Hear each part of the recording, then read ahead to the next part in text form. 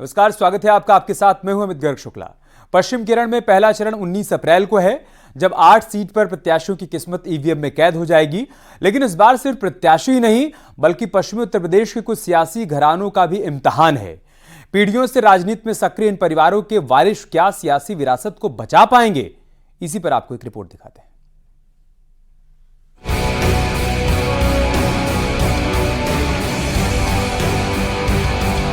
पहले चरण के रण में दांव पर सियासी परिवारों का वजूद। किस परिवार का कायम रहेगा कब्जा, किसकी मिटेगी सियासी हस्ती। पश्चिमी यूपी के सियासी जमीन पर बीते कई दशक से कुछ परिवारों का कब्जा रहा है और 19 अप्रैल को इन्हीं परिवारों का जनता की अदालत में इम्तिहान होना है। पश्चिमी उत्तर प्रदेश की सियासत में राजनीतिक विरासत का भी बेहद महत्व है। पश्चिमी उत्तर प्रदेश की कई लोकसभा सीटें हैं जहां राजनीतिक विरासत वाला खानदान रहा है। सहारनपुर लोकसभा सीट की बात कर लें या कैराना लोकसभा सीट की बात करें, इन दोनों ही सीटों पर राजनीतिक विरासत वाला माहौल हमेशा से देखा गया है। सबसे पहले बात कर लेते हैं कैराना लोकसभा सीट की। कैराना लोकसभा सीट पर इस बार सपा कांग्रेस गठबंधन की प्रत्याशी है इकरा हसन। इकरा हसन के दादा से लेकर पिता राजनीति के पुरोधा माने जाते रहे हैं। इकरा हसन की मां भी संसद जा चुकी है और भाई नाहिद हसन वर्तमान में कैराना सीट से ही सपा के विधायक है। इकरा हसन कैराना के पूर्व सांसद मुनव्वर हसन की बेटी और कैराना सपा विधायक नाहिद हसन की छोटी बहन है। 2022 के विधानसभा चुनाव में विधायक नाहिद हसन जेल में बंद थे और सपा ने उन्हें कैराना विधानसभा से अपना उम्मीदवार चुना था। इकरा हसन उसी दौरान चुनावी मैदान में उतरी और धुआंधार चुनाव प्रचार कर जेल में बैठे अपने भाई नाहिद हसन को जीत दिलवाने में कामयाब रही। इस राजनीतिक खानदान से इस बार इकरा हसन खुद चुनावी मैदान में है।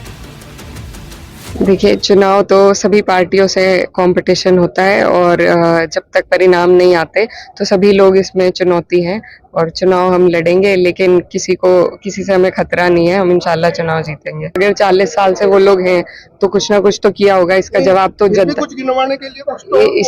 जनता देगी। दोबारा अगर वो लोग इलेक्ट कर रहे हैं तो जनता बेवकूफ तो नहीं है। मुझे लगता है कि मेरी उम्र के जो युवा लोग हैं सभी लोग कमियां बहुत निकालते हैं, लेकिन हमें असली हकीकत का तभी पता चलेगा जब हम लोग खुद राजनीति में आएंगे और अंदर से हम बेहतराई के काम करने का प्रयास करेंगे। तो वही मेरा भी संकल्प है। कैराना की तरह सहारनपुर सीट पर भी एक परिवार का कब्जा रहा है। इस बार कांग्रेस ने यहाँ से इमरान मसूद को उतारा है। इमरान के चाचा मरहूम काजी रशीद मसूद कई बार सांसद रहे। 5 बार लोकसभा और 4 बार राज्यसभा सांसद थे। 2007 के चुनाव में वो उपराष्ट्रपति पद के लिए संयुक्त राष्ट्रीय प्रगतिशील गठबंधन के उम्मीदवार भी थे। मसूद परिवार गंगो का रहने वाला है। गंगो नगर पालिका परिषद पर ज्यादातर इसी परिवार का कब्जा रहा है। मेरे चुनाव में तो प्रधानमंत्री जी, मुख्यमंत्री जी, सभी पार्टी के बड़े बड़े नेता हमेशा आते हैं। कोई आज पहली बार तो आ नहीं रहे। मैं सबका स्वागत है। सब मुझे भी आशीर्वाद दे के जाओ भाई। आशीर्वाद के ऊपर बड़े हैं वो, मेरे बुजुर्ग हैं, हमारे पार्टी देश के प्रधानमंत्री हैं। क्या आशीर्वाद केवल उनका अपनी पार्टी के वालों के लिए रहेगा? हमारे लिए भी तो रहेगा। कुछ आशीर्वाद का थोड़ा सा हिस्सा हमें मिल जाएगा। हमारा भाजपा का मुकाबला है, सीधा मुकाबला है। इंशाल्लाह बहुत भारी वोट से जीतेंगे। 2012 से 2017 तक इमरान के भाई नोमान गंगो से चेयरमैन थे। काजी परिवार का गंगो पालिका में दबदबा आजादी से पहले से रहा है। 2023 में सहारनपुर नगर पालिका की मेयर सीट से बसपा ने इमरान मसूद के चचेरे भाई शाहजहान मसूद की पत्नी खदीजा मसूद को प्रत्याशी बनाया था।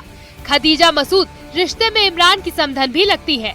ऐसे में सहारनपुर में इमरान के सामने अपने चाचा की विरासत और समधन की सियासत को बचाने की भी चुनौती है। सहारनपुर से भाजपा प्रत्याशी राघव लखनपाल शर्मा है। राघव लखनपाल का भी खानदानी सियासी है। 1970 से ये परिवार भी सक्रिय राजनीति में है।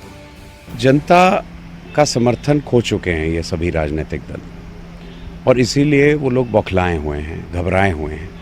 उनको दिख रहा है कि मोदी जी बहुत लोकप्रिय हैं। उनको ये दिख रहा है कि ये जो 400 पार वाला नारा है ये केवल एक नारा नहीं है, ये सत्यता में परिवर्तित होने जा रहा है 4 जून को। और इसीलिए वो अफरा तफरी मची हुई है उन लोगों के यहाँ। यानी पश्चिम केरल में कई परिवारों की साख दांव पर है और इन परिवारों के वारिसों का 24 के चक्रव्यूह में इम्तिहान होने वाला है। सहारनपुर और कैराना दोनों सीटों पर 19 अप्रैल यानी पहले चरण में चुनाव होना है। देखने वाली बात होगी कि सियासत के चक्रव्यूह को भेदने में ये राजनीतिक घराने कितने कामयाब हो पाते हैं। मेरठ से न्यूज़ 18 के लिए उमेश श्रीवास्तव की रिपोर्ट।